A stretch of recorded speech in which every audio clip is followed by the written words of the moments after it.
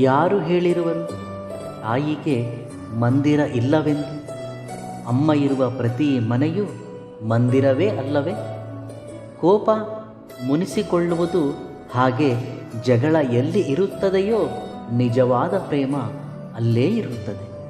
ಆದರೆ ಇದು ಕೆಲವರಿಗೆ ಅರ್ಥ ಆಗುವುದಿಲ್ಲ. ಸಮುದ್ರ ಮತ್ತು ಮನಸ್ಸು ಎರಡೂ ಒಂದೇ. ಮೇಲ್ನೋಟಕ್ಕೆ ಗಂಭೀರತೆ ಮತ್ತು ಪ್ರಶಾಂತತೆ ಕಂಡುಬಂದರೂ ಒಳಗಡೆ ಮಾತ್ರ ಎಷ್ಟೋ ಪ್ರಕ್ಷುಬ್ಧತೆ, ಹಾಗೆ ಎಷ್ಟೋ ದ್ವಂದ್ವಗಳು, ಅಲೆಗಳು ಕಂಡುಬರುತ್ತದೆ. ಮನಸ್ಸು ಎಷ್ಟೋ ವಿಚಿತ್ರವಾಗಿರುವುದು. ಮರೆಯಬೇಕು ಅಂದುಕೊಂಡದ್ದನ್ನು ಗಟ್ಟಿಯಾಗಿ ನೆನಪಿಸುತ್ತದೆ. ನೆನಪಿಟ್ಟುಕೊಳ್ಳಬೇಕು ಅಂದುಕೊಂಡದ್ದನ್ನು ಮರೆಸುತ್ತದೆ.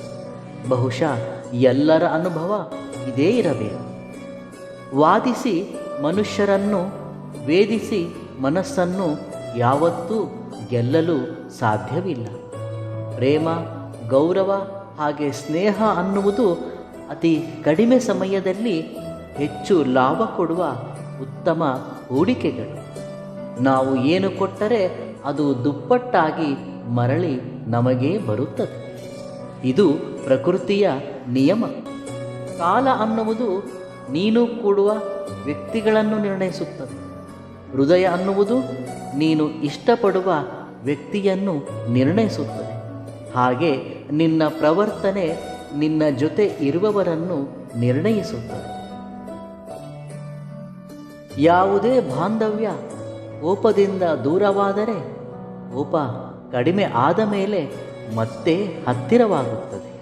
ಅದೇ ಬಾಂಧವ್ಯ ನೋವಿನೊಂದಿಗೆ ದೂರವಾದರೆ ಮತ್ತೆಂದೂ ಹತ್ತಿರ ಆಗುವುದಿಲ್ಲ. ಏಕೆಂದರೆ ಪ್ರತಿ ಬಾರಿ ನೋವನ್ನು ತಡೆದುಕೊಳ್ಳುವ ಧೈರ್ಯ ಯಾರಿಗೂ ಇರುವುದಿಲ್ಲವಾದ್ದರಿಂದ. ಈ ಲೋಕ ಹೇಳುತ್ತದೆ, ಒಬ್ಬರು ಇಲ್ಲದ ಮಾತ್ರ ಜೀವನವೇನೂ ನಿಲ್ಲುವುದಿಲ್ಲ, ಹಾಗೆ ಕಾಲ ನಿಲ್ಲುತ್ತದೆಯೇ ಎಂದು. ಆದರೆ ಈ ಲೋಕಕ್ಕೆ ಯಾವಾಗ ಅರ್ಥವಾಗುತ್ತದೆ? ಲಕ್ಷ ಜನ ಇದ್ದರೂ ಆ ಮನಸ್ಸಲ್ಲಿ ಇರುವ ಆ ಒಬ್ಬರ ಸ್ಥಾನವನ್ನು ತುಂಬಲು ಸಾಧ್ಯವೇ ಎಂದು ಅನಿಸುತ್ತದೆ. ಈ ಪ್ರಪಂಚದಲ್ಲಿ ಅತ್ಯಂತ ಭಯಂಕರವಾಗಿರುವುದು ನಮಗೆ ಇಷ್ಟವಾಗಿರುವವರ ಮೌನ. ಅವರು ಮೌನವಾಗಿರುವವರು ಎಂದರೆ ಏನೋ ಒಂದು ರೀತಿಯ ಕಳವಳ. ಪ್ರೇಮಕ್ಕೆ ಮಾತುಗಳಿಂದಾಗಲಿ ಭಾಷೆಯಿಂದಾಗಲಿ ಕೆಲಸ ಇರುವುದಿಲ್ಲ. ನಿಜವಾಗಿಯೂ ಪ್ರೀತಿಸುವ ವ್ಯಕ್ತಿಯ ನೋಡುವ ನೋಟವೇ ಸಾಕು. ಎಷ್ಟೋ ಮಾತುಗಳನ್ನು ಮನಸ್ಸಿಗೆ ಅರ್ಥ ಆಗುವ ಹಾಗೆ ಪ್ರೇಮ ಭಾಷೆ ತಲುಪಿಸುತ್ತದೆ. ನಾವು ಇತರರ ಬಗ್ಗೆ ಯೋಚಿಸುವುದಕ್ಕಿಂತ ನಮ್ಮ ಬಗ್ಗೆ ಇತರರು ಯೋಚಿಸುವವರೇ ಅನ್ನುವುದು ಮುಖ್ಯ. ಈ ಪ್ರಪಂಚದಲ್ಲಿ ಬಹಳಷ್ಟು ಜನರ ಜೀವನದಲ್ಲಿ ಅರ್ಧ ಆಯುಷ್ಯ ಬರೀ ಅವರು ಇವರು ಏನು ಅಂದುಕೊಳ್ಳುವರು ಅಂತಲೇ ಕಳೆದು ಹೋಗುತ್ತಿದೆ.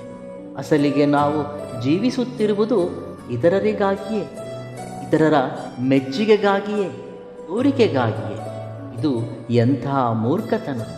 ನಾನು ಈ ಜೀವನ ಕೊಟ್ಟಿರುವುದು ನಿನಗಾಗಿ, ನೀನು ಜೀವಿಸಲೆಂದು, ನಿನ್ನ ಕುಟುಂಬಕ್ಕಾಗಿ ಎಂದು. ಇತರರನ್ನು ಮೆಚ್ಚಿಸಲು ಅಲ್ಲ, ಒಣ ಪ್ರತಿಷ್ಠೆಗಾಗಿ ನಮ್ಮ ಎಲ್ಲ ಸುಖ ಸಂತೋಷಗಳನ್ನು ಬದಿಗಿಟ್ಟು ಜೀವಿಸುವುದು. ಪ್ರಾಮಾಣಿಕವಾಗಿ ನನ್ನ ಮತ್ತು ನಮ್ಮ ಕುಟುಂಬ ಸಂತೋಷಕ್ಕಾಗಿ ಮಾಡಿ. ಈ ಜೀವನ ಅಲ್ಪ ಮಾತ್ರವೇ. ಈ ಅಲ್ಪ ಸಮಯವನ್ನು ನಿನ್ನ ಸಾಮರ್ಥ್ಯಕ್ಕೆ ತಕ್ಕ ಹಾಗೆ ಜೀವಿಸು. ಸಾಲ ಸೂಲ ಮಾಡಿ ಇತರರನ್ನು ಮೆಚ್ಚಿಸಲು ಅಲ್ಲ. ಕಷ್ಟ ಕಾಲದಲ್ಲಿ ಯಾರೂ ಸಹಾಯಕ್ಕೆ ಬರುವುದಿಲ್ಲ.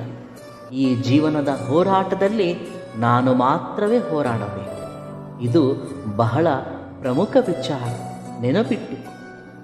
ಕಣ್ಣಲ್ಲೇ ಆರಂಭಗೊಂಡ ಪ್ರೇಮ ಕೊನೆಗೆ ಕಣ್ಣೀರಲ್ಲೇ ಕೊನೆಗೊಳ್ಳುತ್ತದೆ. ಬಹಳಷ್ಟು ಪ್ರೇಮ ಹೀಗೆ ಕೊನೆಗೊಂಡದ್ದು ಅಂದರೆ ನೀವು ನಂಬುವಿರ? ಆದರೆ ಅದುವೇ ಸತ್ಯ.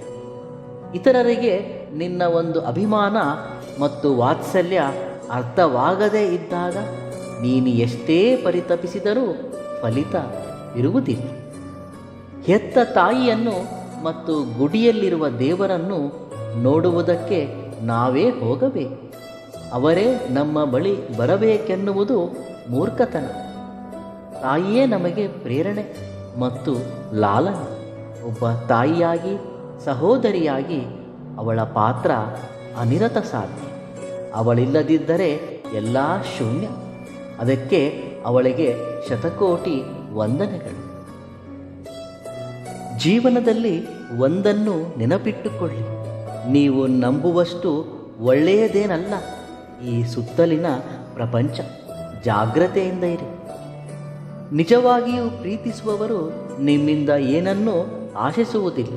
ಕೇವಲ ನಾನಿರುವೆ ಅನ್ನುವ ಧೈರ್ಯ ಕೊಟ್ಟರೆ ಸಾಕು. ಸಂತೋಷವಾಗಿರುವರು. ಬದುಕಿದಷ್ಟು ದಿನ ನೀನು ಒಬ್ಬರ ಮೇಲೆ ಆಧಾರಪಟ್ಟು ಬದುಕುವುದಲ್ಲ, ನಿನ್ನ ಮೇಲೆ ಇತರ 10 ಜನ ಆಧಾರಪಟ್ಟು ಬದುಕುವ ವಿಧದಲ್ಲಿ ಬದುಕಿ ತೋರಿಸಿದಾಗ ನಿನಗೆ ಈ ಸಮಾಜದಲ್ಲಿ ಬೆಲೆ ಮತ್ತು ಗೌರವ ಇರುತ್ತದೆ. ಆಗ ಆತ್ಮ ಸಂತೃಪ್ತಿಯಾಗುತ್ತದೆ. ದೂರ ಆಗುವುದರಲ್ಲಿ ಏನಿದೆ? ಒಬ್ಬರಲ್ಲಿ ಒಬ್ಬರು ಸರಿತಪ್ಪುಗಳನ್ನು ನೋಡುವುದು.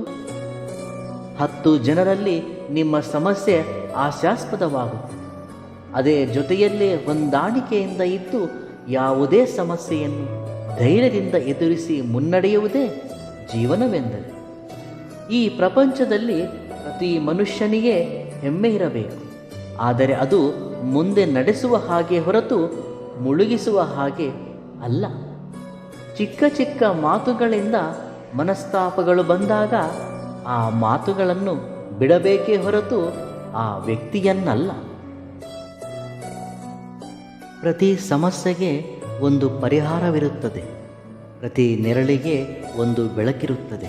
ಹಾಗೆ ಪ್ರತಿ ನೋವಿಗೆ ಒಂದು ಸಾಂತ್ವನ ಇದ್ದೇ ಇರುತ್ತದೆ.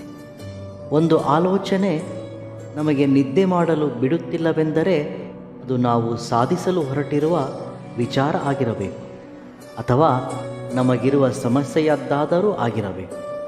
ಸಾಧಿಸಲು ಹೊರಟಿರುವ ವಿಚಾರ ನಿದ್ದೆ ಮಾಡಲು ಬಿಡುತ್ತಿಲ್ಲವೆಂದರೆ ಖಂಡಿತವಾಗಿಯೂ ನೀವು ಯಶಸ್ವಿ ಆಗುವಿರೆಂದು. ನಿನ್ನನ್ನು ಗೌರವಿಸುವವರನ್ನು ಗೌರವಿಸು, ಹಾಗೆ ನಿನ್ನನ್ನು ಅವಮಾನಿಸುವವರನ್ನೂ ಗೌರವಿಸು. ಅದರಿಂದ ನಿನ್ನ ಗೌರವ ಮತ್ತಷ್ಟು ಬೆಳೆಯುತ್ತದೆ. ಧೈರ್ಯದಿಂದ ಇರಿ, ಶಾಂತಿಯಿಂದ ಇರಿ, ಸಮಾಧಾನದಿಂದ ಇರಿ. ಖಂಡಿತವಾಗಿಯೂ ಎಲ್ಲವೂ ಒಳ್ಳೆಯದೇ ಆಗುತ್ತದೆ. ಇವೆಲ್ಲವುಗಳಲ್ಲಿ ನಿಮಗಿಷ್ಟವಾದ ಸೂಕ್ತಿಯನ್ನು ಕಾಮೆಂಟ್ ಮುಖಾಂತರ ತಿಳಿಸಿ.